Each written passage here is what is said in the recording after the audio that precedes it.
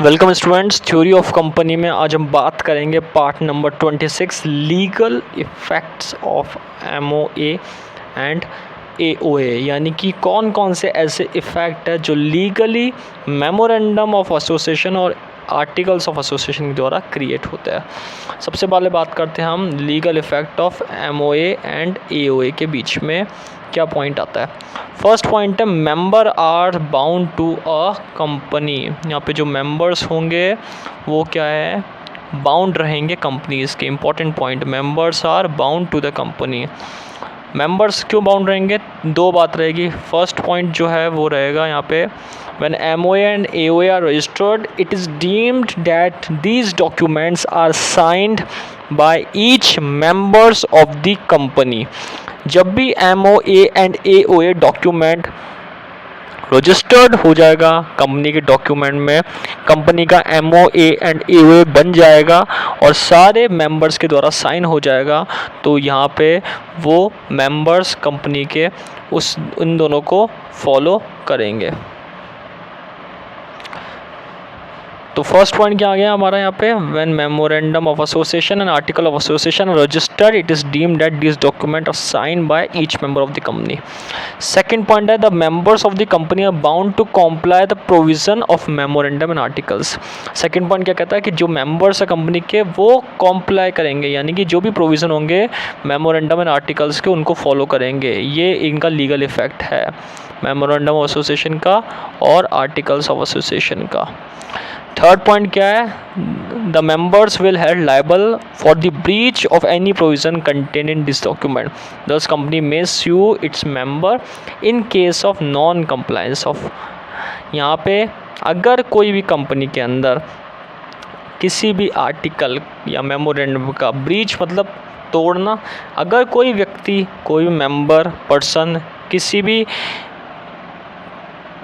Contract को या किसी भी प्रोविज़न को जो डॉक्यूमेंट में है उसको ब्रीच करता है तो वो लायबल होगा यहाँ पे नॉन कंप्लायंस का। यहाँ पे वो उस चीज़ का जो फॉलो करता है वो उस चीज़ को वहाँ पे है ना वो लायबल होगा वो पर्सन कि वो डॉक्यूमेंट के केस में दोषी पाया जाएगा। मतलब इन केस ऑफ नॉन कंप्लायंस अगर वो पर्सन प्रोविज़न को तोड़ता है तो वो उसकी लायबिलिटी बनेगी, क्यों तोड़ा उसने प्रोविज़न को। तो ये पॉइंट इंपॉर्टेंट है, इसमें ये आ जाएगा। तो तीन बातें, मेंबर्स बाउंड है कंपनी के।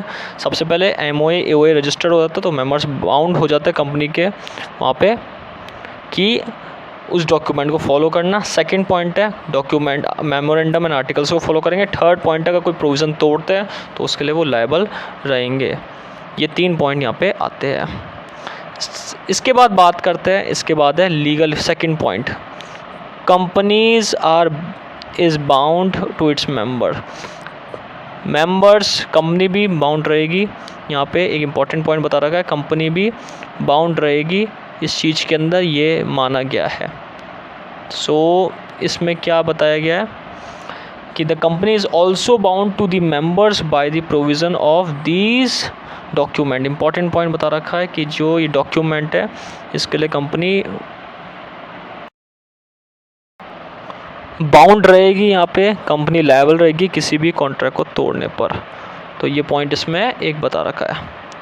सो the company is bound also bound to members by the provision of this document. Company will held liable any breach, कोई भी कंपनी अगर मेमोए एओए को तोड़ती तो भी लायबल रहेगी। Every member can sue the company, company पे भी यहाँ पे कोई भी मेंबर केस कर सकता है अगर वो प्रोविज़न को तोड़ती है। Every member can bring an injunction when company is about commit a breach. अगर कोई भी मेंबर यहाँ पे कोई भी मेंबर कंपनी का यहाँ ब्रीच करता है कॉन्ट्रैक्ट को या फिर मानता नहीं है तो bring an injunction when company is about to commit a breach, यहाँ पे केस कर सकता है कोई भी मेंबर अगर कंपनी इस चीज़ को फॉलो नहीं करती है। तो ये चीज़ ध्यान में रखनी है। नेक्स्ट पॉइंट क्या आएगा यहाँ पे, the members are bound. Third point क्या आएगा, the members are bound inter se relation to one another, यानी कि मेंबर भी बाउंड है कंपनी के जो MOA और AOA बनता है उस डॉक्यूमेंट को फॉलो करने के लिए through the provision no express contract between the member but member are bound among the कोई एक्सप्रेस कॉन्ट्रैक्ट नहीं है लेकिन यहाँ पे बाउंड रहेंगे। However a member can only sue the other member through the company and not in own name. कोई भी member दूसरे मेंबर पे भी सू कर सकता है यानी कि केस कर सकता है अगर वो कॉन्ट्रैक्ट को ब्रीच करता है। तो मेंबर्स का एक दूसरे से रिलेशन है वन अनदर से, अगर कोई व्यक्ति MOA AOA को तोड़ता है तो दूसरा मेंबर भी इसके ऊपर सू कर सकता है। So however a member can only sue other member through the company not in own name। Next point क्या आएगा यहाँ पे, company and members are not bound outsider. Company और उसके मेंबर कभी भी आउटसाइडर्स के लिए बाउंड नहीं होंगे। आर्टिकल ये राइट नहीं देता है कि आउटसाइडर कंपनी और कंपनी के मेंबर्स के ऊपर कोई प्रेशर बना सके, किसी बात का दबाव बना सके। So thus an outsider can not take advantage of any provision contain in this document. जो भी काम करेगी कंपनी अपने अकॉर्डिंग करेगी, आउटसाइडर का कोई रोल यहाँ पे नहीं रहेगा। नेक्स्ट पॉइंट क्या है इसका, binding on the directors of company.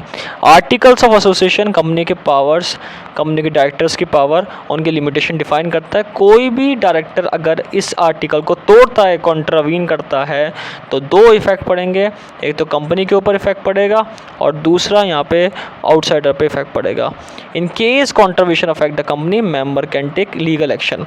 अगर कोई भी डायरेक्टर यहाँ पे कंपनी के लॉ को तोड़ता है तो यहाँ पे डायरेक्टर के अगेंस्ट कंपनी के मेंबर्स एक्शन ले सकते हैं और उसके ऊपर कोई भी यहाँ पे केस कर सकते हैं।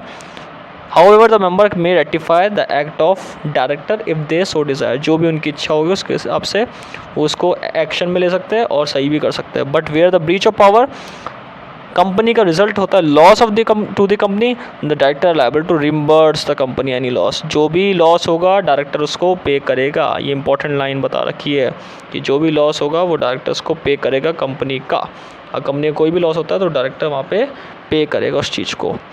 Effect on the outsider, important point, in case of contravention effect the outsider the directors and the company will remain liable to the outsider. अगर कोई आउटसाइडर के थ्रू यहाँ पे आउटसाइडर के लिए या आउटसाइडर के साथ कोई कॉन्ट्रावेंशन यानी कोई लॉ तोड़ता है डायरेक्टर या कंपनी, तो वो लायबल रहेगी आउटसाइडर के साथ लिए। तो आउटसाइडर यानी कि स्टेक होल्डर जो कंपनी से कनेक्टेड है। तो यहाँ पे ये प्रोविज़न बता रखे हैं जो MOA AOA के लीगल इफ़ेक्ट्स को बताते हैं।